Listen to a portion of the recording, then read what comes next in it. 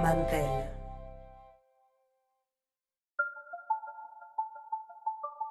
Nos situamos poco más de un mes antes que se apruebe la ley Bitcoin, 1 de mayo de 2021. La Asamblea Legislativa salvadoreña se reúne por primera vez tras las elecciones de medio término. El partido Nuevas Ideas, al mando de Nayib Bukele, había tenido una gran performance electoral. Esta nueva supermayoría oficialista estaba a punto de estrenar la lapicera. Ha solicitado la palabra la diputada vicepresidenta Suezi Callejas. Era esta la primer medida significativa que iba a impulsar esta nueva composición del Congreso. Por iniciativa de varios diputados, solicito se incluya una pieza de correspondencia a efectos de promover la destitución de los magistrados propietarios y suplentes de la Sala de lo Constitucional de la Corte Suprema de Justicia. El oficialismo estaba promoviendo la destitución del más alto tribunal de la República. Tras la intervención de varios legisladores, proceden a votar. Con 64 votos a favor, 19 en contra, 1 ausente, queda aprobado el decreto que destituye a los magistrados propietarios. Esos han sido los resultados de esta votación. La mayoría del Parlamento aplaudía de pie. La remoción de los miembros del Supremo Tribunal de Justicia fue la primera pieza de un efecto dominó. Sin un poder judicial independiente se aceleraba así un proceso de deterioro institucional del país que permitió aprobar una serie de iniciativas polémicas de manera muy rápida y casi sin frenos ni contrapesos. Al poco tiempo, la Asamblea destituyó también al fiscal general de la República, el encargado de investigar, entre otros delitos, las causas de corrupción. Pero el oficialismo decidió ir un poco más lejos. Casi en simultáneo con la entrada en vigencia de la ley Bitcoin, una reforma en la ley de carrera judicial jubiló de manera automática a 1/3 de los jueces y fiscales del país. Todos los profesionales con más de 30 años de ejercicio o 60 años de edad fueron retirados. En resumen, apenas ganadas las elecciones de medio término, el gobierno había logrado lo siguiente: destituir a los miembros del Superior Tribunal de Justicia de la República, sacar del camino al principal responsable de investigar el poder y jubilar a un montón de jueces que fueron reemplazados por funcionarios elegidos por la nueva administración. El avance de esta trayectoria antidemocrática inquietaba a algunos sectores de la población. Sumado al descontento por el Bitcoin, la situación escaló y en septiembre de 2021 comenzó una protesta social. Las manifestaciones en parte estuvieron relacionadas a la imposición de la criptomoneda, pero la consigna era más amplia. Se trataba de una demostración antiautoritaria. Los ciudadanos, con esa movilización, lograron que algo cambie. La biografía de Twitter del presidente. Ahora se leía: el dictador más cool del mundo mundial. ¿Estaba diciendo la verdad o se trataba de una broma?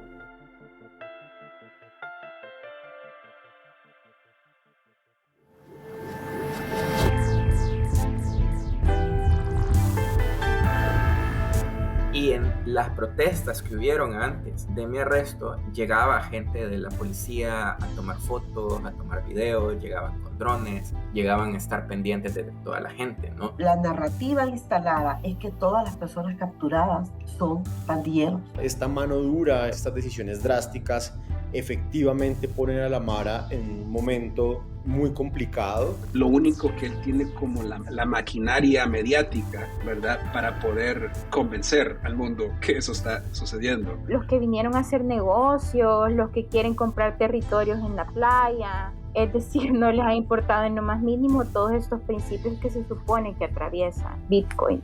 Mi nombre es Leopoldo Pérez Obregón y esto es Plan Cuscatlán, de las pandillas al Bitcoin, una producción de Mantel. Episodio número 5. Un dictador cool.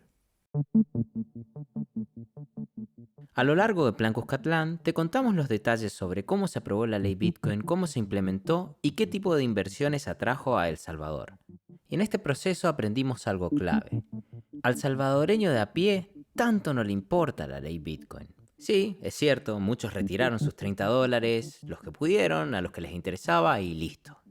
Pero hay otra iniciativa que sustenta por completo la popularidad de Bukele, la medida que ganó el corazón de la mayoría y por la cual el presidente obtuvo un cheque en blanco en otras áreas de gobierno como ser la economía.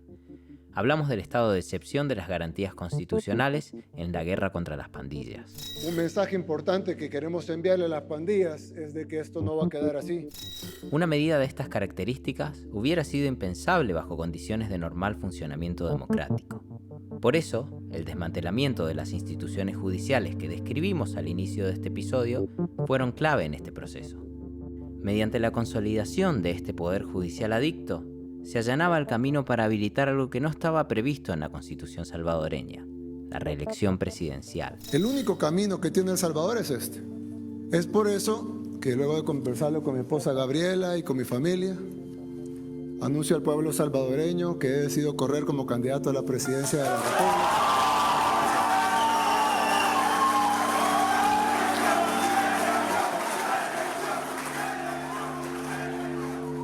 La construcción de un poder judicial a medida trajo buenos resultados para el presidente. Una controvertida interpretación constitucional de cuestionable validez habilitó un nuevo mandato para Nayib Bukele.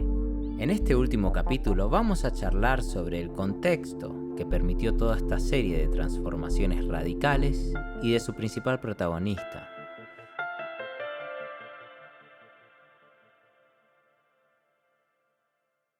Si algo resulta inequívoco respecto a la ley Bitcoin en El Salvador, es el rol decisivo que tuvo la familia Bukele para lograr su aprobación. Formalmente, el único miembro del clan que ostenta un cargo público es Nayib. Sin embargo, otros integrantes de la familia también gestionan asuntos gubernamentales y participan de algunas decisiones. Sin ir más lejos, recordemos que uno de los principales asesores de la iniciativa de Bitcoin, Jack Mallers, fue contactado, en primera medida, por uno de los hermanos Bukele en nombre del gobierno. Pero ¿cómo fue el ascenso al poder de este grupo familiar? Los abuelos paternos de Nayib migraron a El Salvador desde Palestina en 1913. Con el tiempo, acumularon fortuna. La familia Bukele es notable en El Salvador. El patriarca, Armando Bukele Catán, era doctor en química y también un empresario importante. Entre otros emprendimientos, tuvo una empresa textil, una compañía de relaciones públicas e incluso hasta un programa de televisión. Un cordial saludo a todos los amigos y amigas de siempre. Continuamos con la serie sobre el Islam. El padre de Nayib fue también el imán de la comunidad musulmana en el país y a veces usaba su programa para hablar de religión, entre otros temas. La palabra árabe muslim significa aquel que esté en estado de Islam, esto es, libre sumisión y entrega a la voluntad de Allah. A pesar del fervor religioso de su progenitor, Nayib Bukele no practicó la religión musulmana. Se confiesa cristiano. Pero hubo otros aspectos en los que sí siguió los pasos del señor Armando, principalmente en sus habilidades como comunicador y publicista. Bukele en realidad estudió Derecho un par de años, pero abandonó los estudios para dedicarse a las empresas de su padre. Aprendió en la práctica. Entre las compañías que dirigió estaba Overmet, la agencia familiar de relaciones públicas que desde el año 2000 prestaba servicios, entre otros clientes, al Frente Farabundo Martí para la Liberación Nacional, también conocido como el FMLN. Un partido de izquierda surgido de la guerrilla finalizada en el año 1992. La primera candidatura de Nayib fue lanzada precisamente dentro de ese partido, el partido que era su cliente.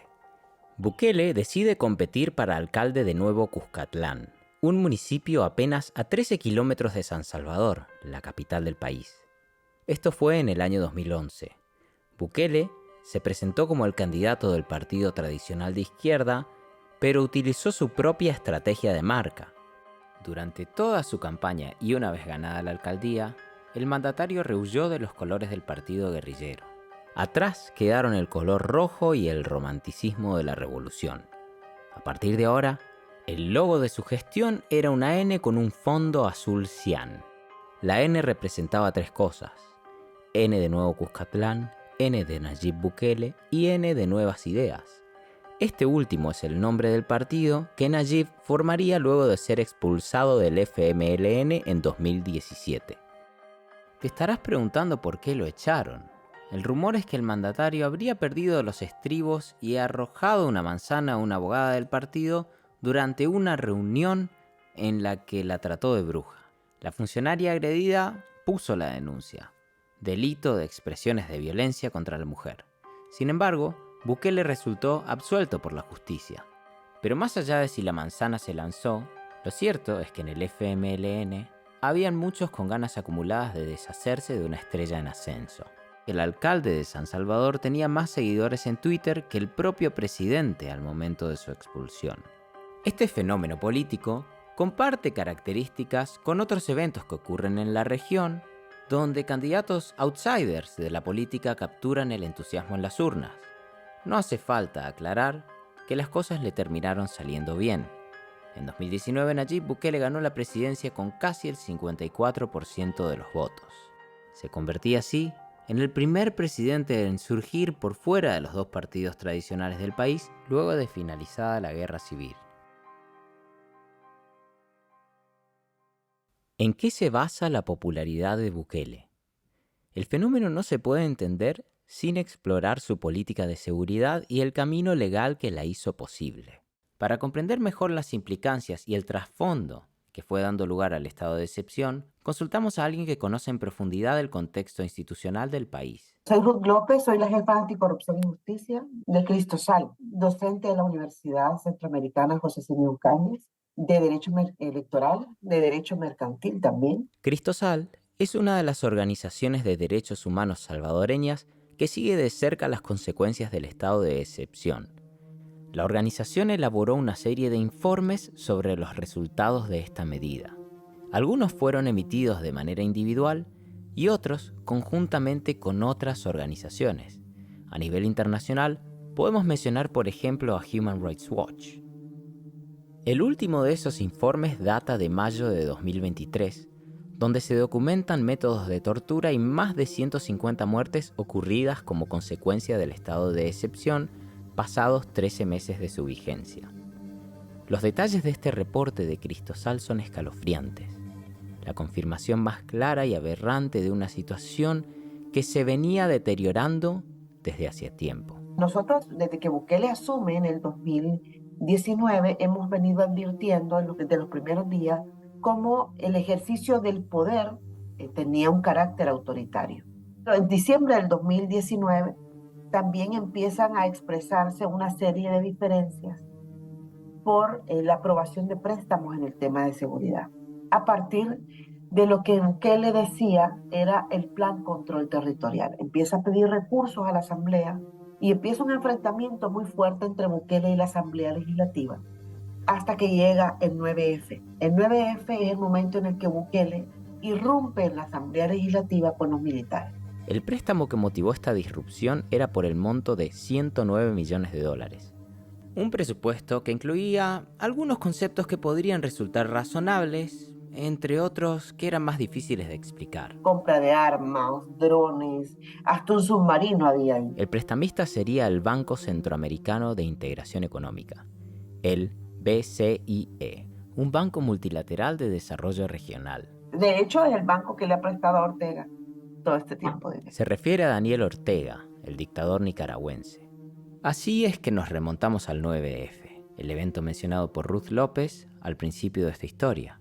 Aquel domingo donde el presidente convoca a la Asamblea a reunirse bajo una llamativa interpretación constitucional. Artículo 167. Corresponde al Consejo de Ministros, numeral 7, convocar extraordinariamente a la Asamblea Legislativa cuando los intereses de la República lo demanden. Así que la República les demanda que estén todos a las 3 de la tarde el domingo en la Asamblea Legislativa para sesión extraordinaria para conocer como punto único el financiamiento del Plan Control Territorial. Si no asisten, usaremos nuestros poderes constitucionales para hacer cumplir la Constitución. Cuando habla de poderes constitucionales para hacer cumplir la Constitución, el presidente se refiere al derecho a la insurrección. Adhiere a una interpretación muy amplia de este derecho que se encuentra reflejado en el artículo 87 de la Carta Magna. ¿Y por qué digo muy amplia? Bueno, no puede ser un argumento legal que cuando el Parlamento se niega a aprobar lo que el presidente desea, exista un derecho a derrocar el poder legislativo. Con este contexto, llega el domingo 9 de febrero de 2020. Algunos legisladores acuden a la convocatoria, otros no. También lo esperaban afuera del Parlamento un grupo de ciudadanos que se habían apersonado en apoyo del presidente. Antes de ingresar al recinto, Bukele se dirige desde un púlpito a sus simpatizantes. Asumiendo que los presentes hablaban por la totalidad del pueblo salvadoreño, les pide un permiso muy extraño. Yo les quiero pedir que me dejen entrar al Salón Azul de la Asamblea Legislativa a hacer una oración y que Dios nos dé sabiduría para los pasos que vamos a tomar. Y luego la decisión estará en ustedes. ¿Me autorizan? Dios los bendiga, pueblo salvadoreño. Les pido que me esperen acá. Vuelvo en un momento. Con música militar y acompañado de las Fuerzas Armadas, Nayib Bukele irrumpe en la sala y toma la silla del presidente de la Asamblea Legislativa. Los diputados que no están acá están en desacato constitucional. Felicito a los que sí cumplieron con su labor constitucional de estar acá. Ahora, creo que está muy claro quién tiene el control de la situación. Apaga el micrófono y ubica las palmas de las manos frente a su cara en forma de súplica. Está dirigiendo una oración. De repente se para. Un poco desorientado, busca la salida entre el barullo de gente. Los militares lo acompañan a dirigirse a los simpatizantes que lo esperaban afuera. Yo le pregunté a Dios y Dios me dijo, paciencia. Si estos sinvergüenzas no aprueban esta semana el Plan Control Territorial, nos volvemos a convocar aquí el domingo, le volvemos a pedir sabiduría a Dios y le decimos, Dios, tú me pediste paciencia, pero estos sinvergüenzas no quieren trabajar para el pueblo. Ahora, ¿este despliegue de poder armado tuvo alguna repercusión legal? Se lo preguntamos a Ruth López, que de hecho fue una de las personas que batalló este caso en la justicia. En la Sala de lo Constitucional en aquel momento intervino, la Sala se pronuncia, admite una inconstitucionalidad que presenté yo y establece una medida cautelar, diciendo estas cosas no son posibles, estas irrupciones no son posibles, absténgase la policía, absténgase la Fuerza Armada de continuar en acciones como esta. El conflicto del 9F estaba latente, pero inconcluso, cuando pasó algo todavía más inesperado que paralizó al mundo: la pandemia. Y la forma de abordar la pandemia nuevamente es bajo un estilo muy autoritario. Es decir, aquí hubo personas detenidas y llevadas a Bartolinas por salir un día que no le correspondía o por no tener una carta de un familiar que le autorizaba a salir, así de ridículo. Pero lo importante de este momento es que nuevamente la Fuerza Armada y la policía es utilizada de esta manera. Y la Sala de lo Constitucional advierte en múltiples habeas corpus de que debe haber un proceso, es decir, no se puede llevar a nadie a una Bartolina si no hay un proceso, es decir, no puede ser una medida administrativa. La creación de este precedente aceleró las tensiones entre el Poder Ejecutivo y la Sala en lo Constitucional. Con estos antecedentes, llegan las elecciones de medio término y el presidente logra convalidar en las urnas el camino elegido. Y resulta que el 1 de mayo, el día que ellos asumen su mandato, ese mismo día destituyen a la Sala de lo Constitucional y destituyen al fiscal general de la República. Un mes y medio después, digamos, de que asume la Asamblea Legislativa, se aprueba la ley Bitcoin.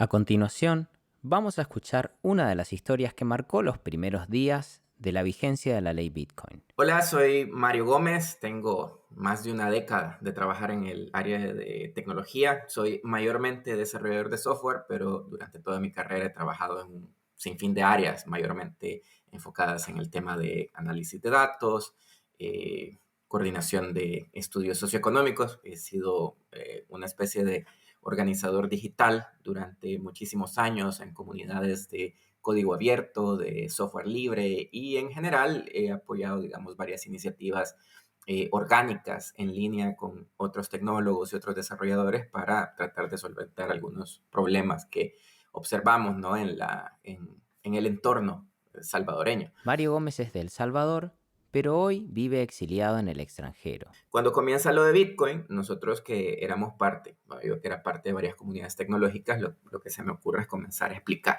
de qué se trata Bitcoin, cuál era el origen, de dónde viene la filosofía detrás de estas criptomonedas, qué es lo que querían lograr, ¿verdad?, al futuro.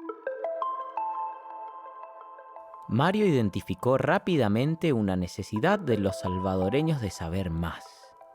Él estaba bien posicionado para ese rol, el de brindar información. Se trataba de una voz experta que ofrecía un contraste con los argumentos del gobierno en medio de un océano de confusión.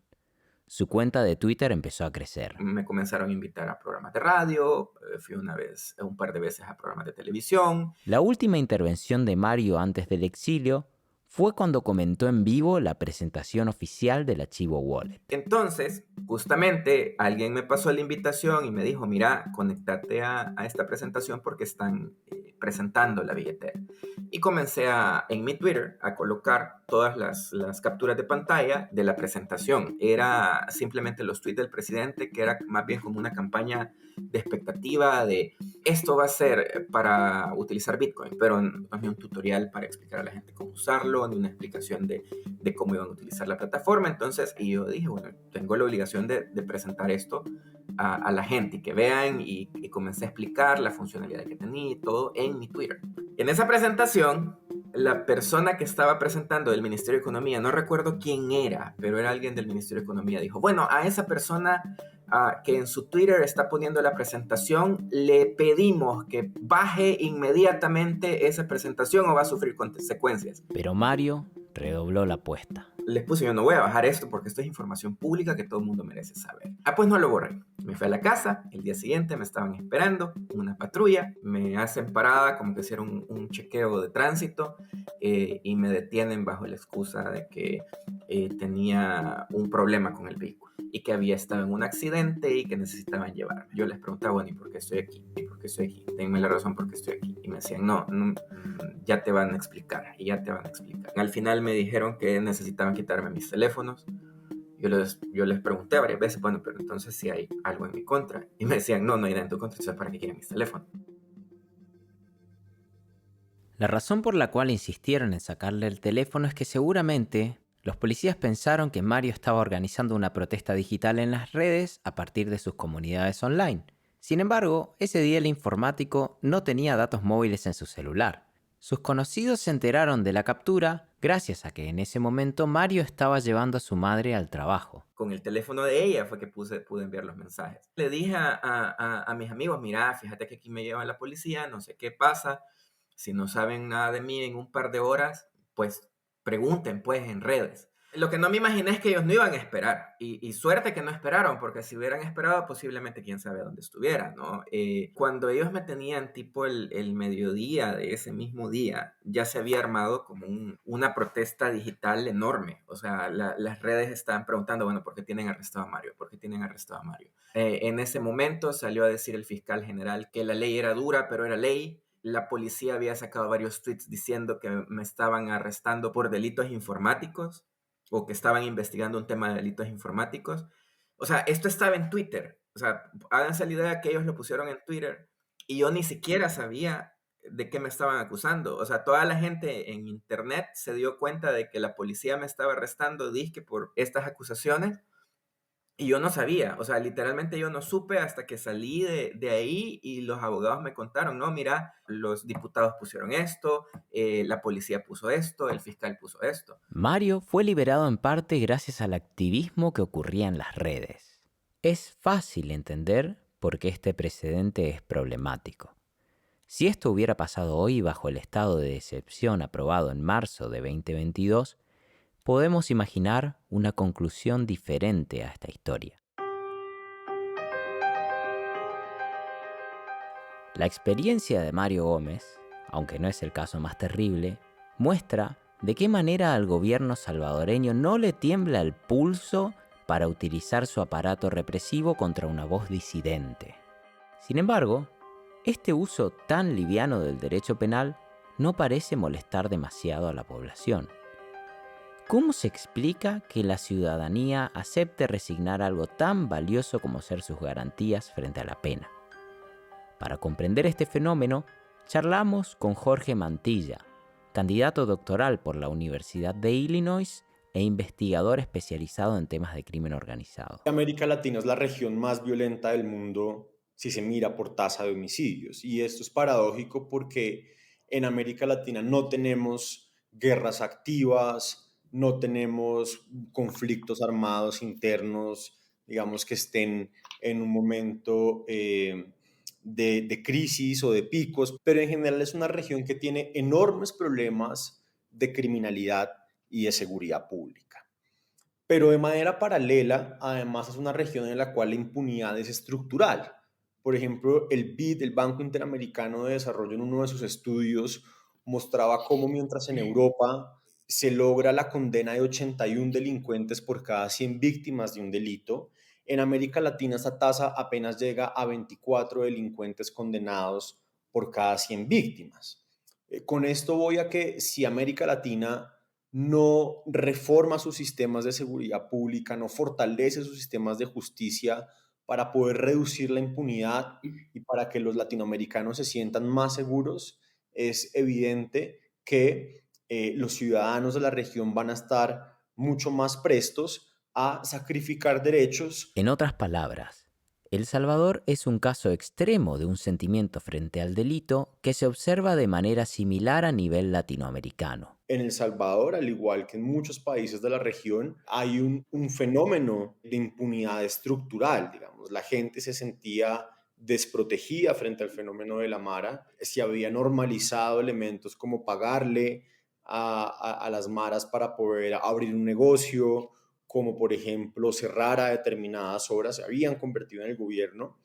Y lo que hace Bukele de alguna manera es sorprender incluso a la propia pandilla, a las propias maras, al de alguna manera llevar este tema de política de seguridad a un extremo, digamos, violatorio de los derechos humanos, en los cuales, y esto es real, las deja sin capacidad de respuesta, ¿no? Entonces, esta mano dura, estas salidas, estas decisiones drásticas, efectivamente ponen a la Mara en un momento pues muy complicado, pierden su capacidad de gobernar determinados territorios, pierden su capacidad de reaccionar como lo habían hecho anteriormente, por ejemplo, subiendo el homicidio, generando asesinatos masivos por todo el país, demostrando que ellos tenían la fuerza y además de alguna manera también contrapone el sentimiento de seguridad de los salvadoreños con el discurso de los derechos humanos, que es un discurso que además,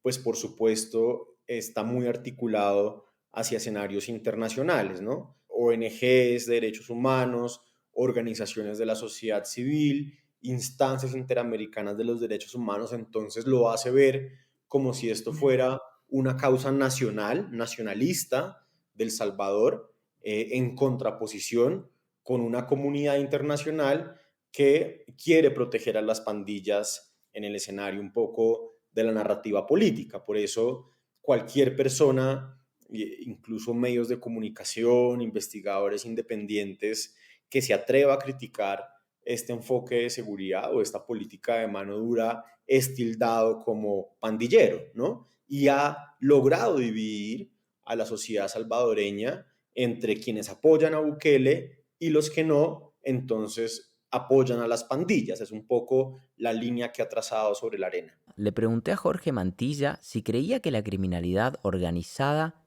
estaba en ascenso en la región y qué medidas podrían tomarse para combatir este fenómeno de manera efectiva y a la vez compatible con la democracia. Yo creo que hay señales inequívocas de la consolidación de la criminalidad en la región. Mira, por ejemplo, el caso del Ecuador o el caso de Chile, países que tradicionalmente no se consideraban pues, que tuvieran grandes problemas de criminalidad organizada. El año pasado tuvieron picos históricos en su tasa de homicidios. El Salvador tuvo en el 2022 el año más violento de su historia. En Chile también la ciudadanía considera que hay un fenómeno de violencia que no se ha podido detener, pero tiene que ver con el fenómeno de la cooptación criminal del Estado. Y aquí hay cosas inequívocas como por ejemplo el caso de Genaro García, ministro de Defensa, secretario de Seguridad del gobierno de Felipe Calderón en México, que ha sido condenado por narcotráfico. El caso de la familia Hernández, expresidentes en Honduras, condenados por narcotráfico. El caso de los grupos narcotraficantes financiando campañas políticas en Colombia, el cartel de los soles en Venezuela.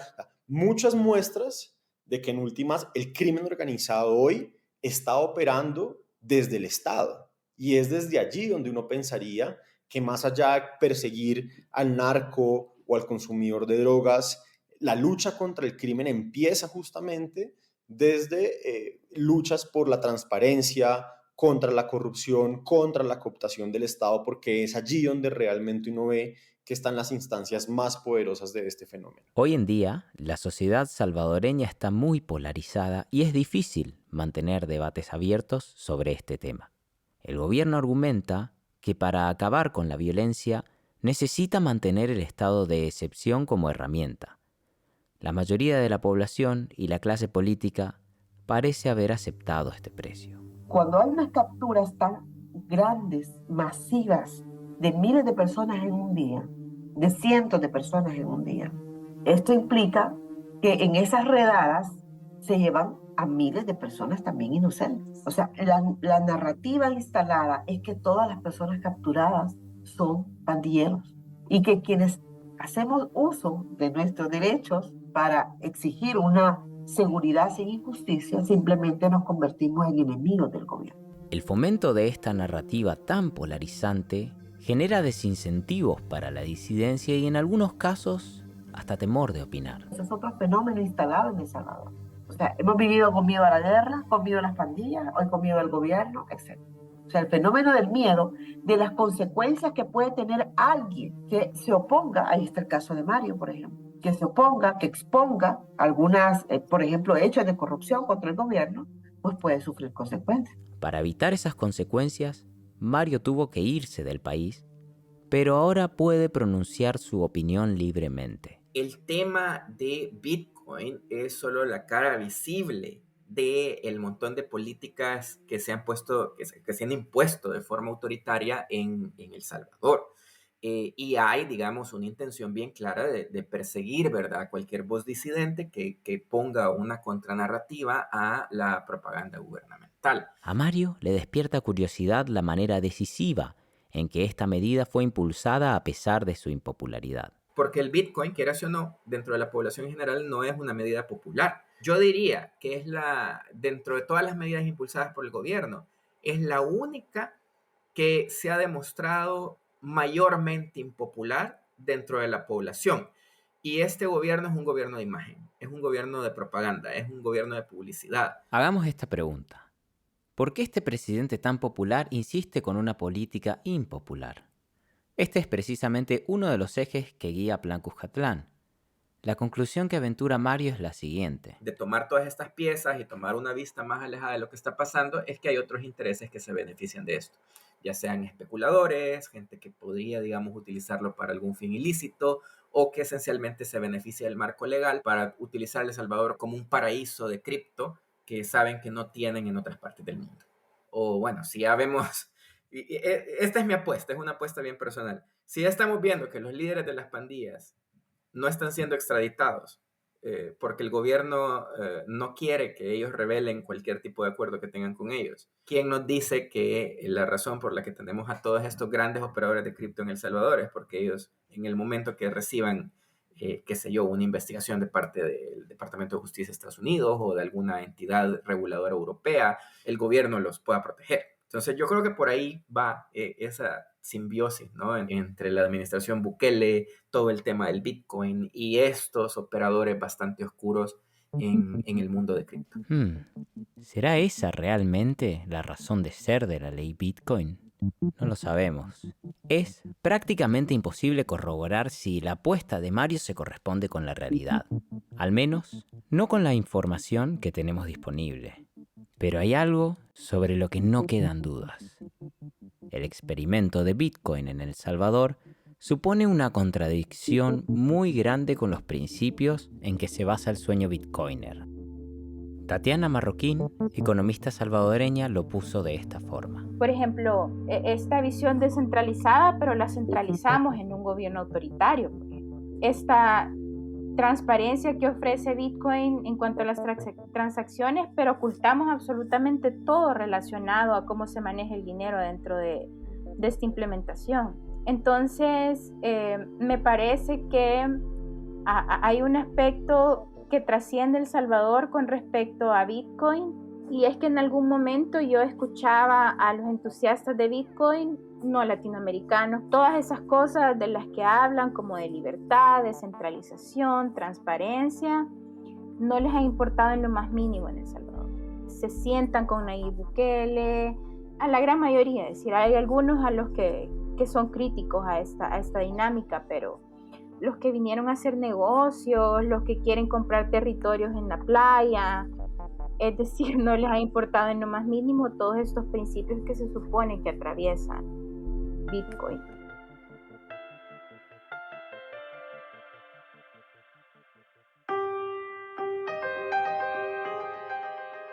Les traigo un saludo de la tierra de los volcanes, del surf, del café, del Bitcoin y de la libertad. Casi todo lo anterior es fácilmente verificable. Recordamos aquellas singulares palabras con las que el presidente abría su discurso en Naciones Unidas en 2022. El periodista salvadoreño Nelson Rauda nos compartió su respuesta en ocasión de ser consultado por primera vez sobre aquella frase. Yo dije que a mí no me interesaba la libertad que ofrece o que promete el Bitcoin si esa es la única libertad que vamos a tener en El Salvador. Un país donde hay 9 periodistas que han salido del país por miedo a represalias a su trabajo en los últimos 2 años. Yo le quisiera decir a los que piensan que El Salvador es un país de libertad, vayan, por favor, vayan alrededor de las cárceles, donde están las madres llorando por sus hijas detenidas. Ayer vi un video de una señora llorando, está publicado, agarrando $300 en la mano, unos billetes en la mano, y le dice: presidente, usted dio $300, se los devuelvo, devuélvame a mi hija. Se refiere a los $300 que el gobierno salvadoreño aprobó como paquete de emergencia durante la pandemia. Yo confío en usted, señor presidente. Usted dio $300, se los devuelvo, señor presidente. Aquí están. Devuélvame a mi hija y a mi nieto. Hágame ese favor, se lo pido en el nombre de Dios Padre Todopoderoso. Porque la hija había sido capturada durante este régimen de excepción, donde hay audiencias masivas de 2,000 personas en los que todos son enviados a cárcel por el proceso. Y qué debido proceso puede haber ahí, qué Estado de Derecho puede haber en un país como eso. Entonces, es ridículo que por tener acceso a Bitcoin, que además podríamos tener acceso sin la ley, se quiera vender El Salvador como un país de las libertades. Y sería gracioso si no fuera porque la vida de tanta gente están siendo afectadas. Cuando hablamos de vidas afectadas, conviene aclarar algo. Nos referimos a privaciones ilegítimas de la libertad, muertes bajo custodia policial y tortura. Quizá decirlo de forma tan general no captura la extensión del horror y el daño que el gobierno está causando en muchos casos a personas inocentes. Quisiera detenerme en algunos ejemplos concretos que se narran en el último reporte de Cristosal. Testimonios anónimos de personas que sobrevivieron al cautiverio indican de manera consistente que al ingresar al penal los detenidos son puestos sobre el cemento bajo el sol. De la misma forma como muestran en los videos de Bukele, pero con gente no necesariamente tatuada, y en vez de sentarlos son puestos de rodillas. Quienes nos criamos en un clima caluroso, conocemos la experiencia de salir al patio descalzo. A la siesta, es común tener que correr sobre un piso que arde hasta llegar a puerto de alguna sombra o una chinela yaciente. Ese es el tipo de dolor, pero prolongado. Un joven de 23 años declaró: estuvimos media hora en grava y temblando del miedo porque mirábamos cómo los ingresaban a otro grupo que ingresó antes, agachados, hincados, y te golpeaban. A la par mía había un chamaco que tenía osteoporosis. Él temblaba de miedo y me decía: aquí me van a matar. Yo le decía: tranquilo, a mí no me golpearon. Pero a ese chamaco, como iba enfermo, no podía correr. Él venía lento y lo golpearon aunque estuviera enfermo. Eso no les importa. Él les dijo que se tenía que tomar una pastilla, porque él llevaba unas pastillas y dijo que le iba a agarrar como un ataque. No les importó. Se las botaron. Ahí no te tienen respeto. Para ellos vos no servís y sos prácticamente una basura. Las condiciones de higiene son otra tortura en sí misma. Celdas de 145 personas con un solo vaso para tomar agua contaminada con orina del baño. Un agua que a veces ni siquiera alcanzaba para dar de beber a todos dentro de una celda. Y el calor dificulta la respiración, desde luego. Por la madrugada, una de las formas más comunes de tortura es rociar gas pimienta en la celda abarrotada. Las torturas se intensifican para aquellos que se acercan a la reja para respirar. La comida también es escasa. En ocasiones, los guardias la avientan al piso y dan 5 segundos para que los prisioneros la recojan sin utilizar las manos, embarrando la boca en el lodo y las heces que están en el suelo. Hay también muertos por desnutrición y lesiones estomacales. Un joven de 24 años fue detenido sin enfermedades previas. Meses después, la familia recibe un llamado de una jueza que, según les dijo, lamentaba darles una buena y una mala noticia. La buena era que el joven sería declarado inocente tras 2 audiencias y una prueba de polígrafo que logró pasar exitosamente. La mala era que tenía una insuficiencia renal producto de golpes en el estómago. Su condición era terminal. Los familiares cuentan que su ser querido era puro hueso y piel al momento en que lo devolvieron. En los exámenes médicos se veía una cosa negra en el estómago. Las paredes estaban llenas de agua negra. Era lo que el joven vomitaba en sus últimos días de vida. Antes de morir, una de las víctimas le contó a su familia en el hospital que recibían una comida por día a la hora de la cena. Los ponían en fila en una cancha grande y ya que les daban la comida, les propinaban 2 garrotazos en el lomo. La víctima contó a su familia que para que no le pegaran porque dolían esos garrotazos, abro comillas, mejor no salía ni a comer. Normalmente, cuando se trata de enfermedades o muertes en prisión, los familiares tampoco reciben comunicaciones oficiales. Los primeros que se enteran son quienes administran funerarias. Estos generalmente tienen contactos en la policía o en los hospitales y a veces van a comisión por los servicios prestados. Son precisamente las funerarias quienes contactan a los familiares de los fallecidos con motivos comerciales. Todas estas historias de horror están ocultas, pero no tan ocultas. Me pregunto si al gobierno hasta no le interesa especialmente que se sepan. La propaganda de esta política hace gala de esa brutalidad que se ejerce, en teoría, contra un enemigo deplorable. Tampoco se oculta que la línea que divide culpables e inocentes es arbitraria y se traza livianamente. Ante la duda marche preso. Esto va en contra de los principios del derecho penal liberal, por supuesto. Para el gobierno, todo está permitido con el argumento de que iban a acabar con las pandillas. Pero lo que ha pasado es que en muchas comunidades pobres, vulnerables, han ido a detener a un montón de personas jóvenes, sobre todo hombres. Jóvenes porque es el perfil mayoritario de pandillero o que se relaciona con la pandilla. Pero también mujeres jóvenes hay muchas ahora. Escuchamos nuevamente a Ana, nuestra testimoniante anónima a quien entrevistamos en el episodio 2. Y con esto han ido haciendo uso de la fuerza y del poder de detención de manera definitiva. Tanto así que yo no vivo en una comunidad ni vulnerable ni nada, pero un día mi hermano no había llegado a dormir y yo me desperté y dije, no puede ser, o sea, hasta nosotros estamos asustados. ¿Cómo será que venía en el carro y lo agarraron? ¿Le habrá pasado algo? Entonces como que todo el tiempo estás como con miedo. ¿Hasta cuándo se puede sostener una política de estas características? Hacia adelante, no existe un horizonte claro sobre el momento en que va a finalizar el estado de excepción. Por el contexto actual, diría que las expectativas van en sentido contrario y con indicios incluso más preocupantes. Escuchamos el discurso que pronunció el presidente tras cumplir 4 años de su mandato el 1 de junio de 2023. Así como la delincuencia, la corrupción afecta todas las áreas de la vida.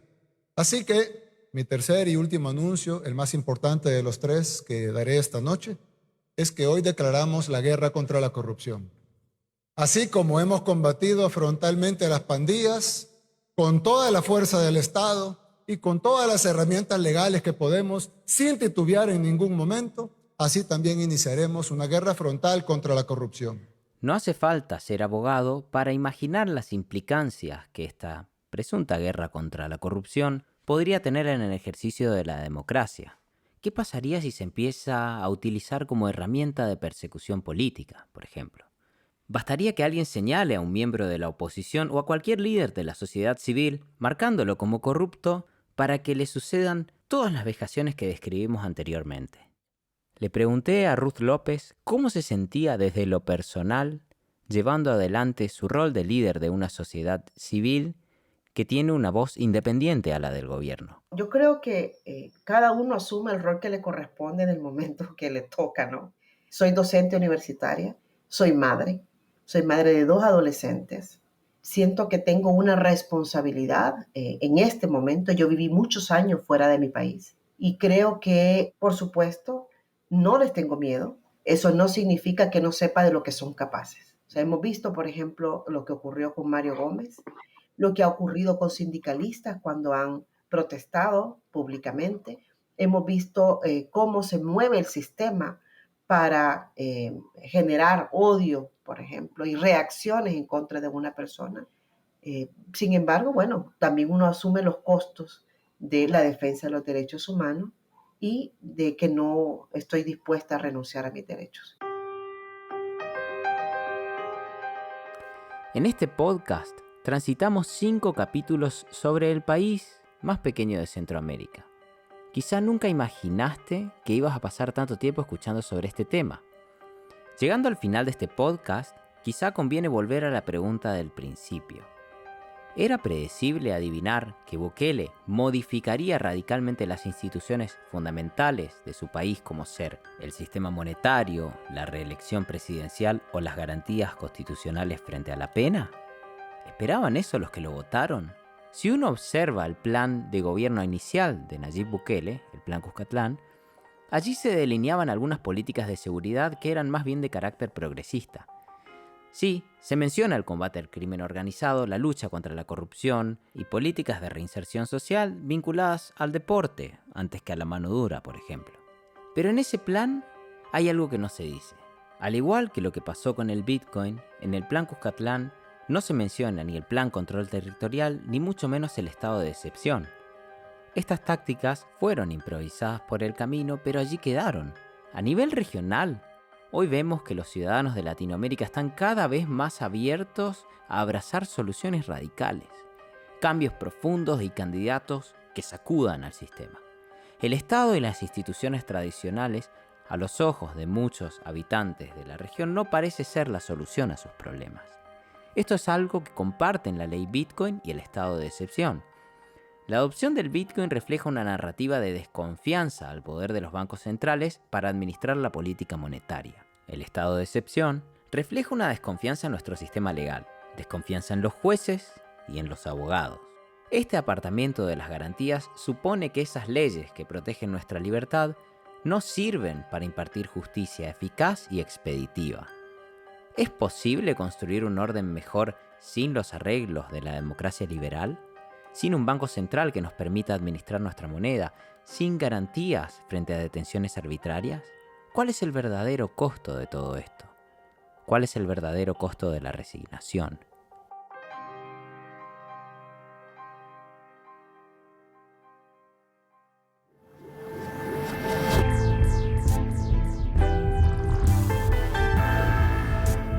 Muchas gracias a todos los que llegaron hasta acá. Esto fue Plan Cuscatlán, de las pandillas al Bitcoin. Mi nombre es Leopoldo Pérez Obregón, productor y conductor periodístico de este podcast. Queremos agradecer también a todos aquellos que brindaron sus testimonios valientemente, a aquellos que nos ayudaron a entender estos fenómenos, a la producción de Plan Cuscatlán, que es el equipo de Mantel, Andreina Jimi y Federico Novik, que estuvieron en la parte de producción ejecutiva, a la edición de Mateo Corrá, que lo hizo con enorme delicadeza y dedicación.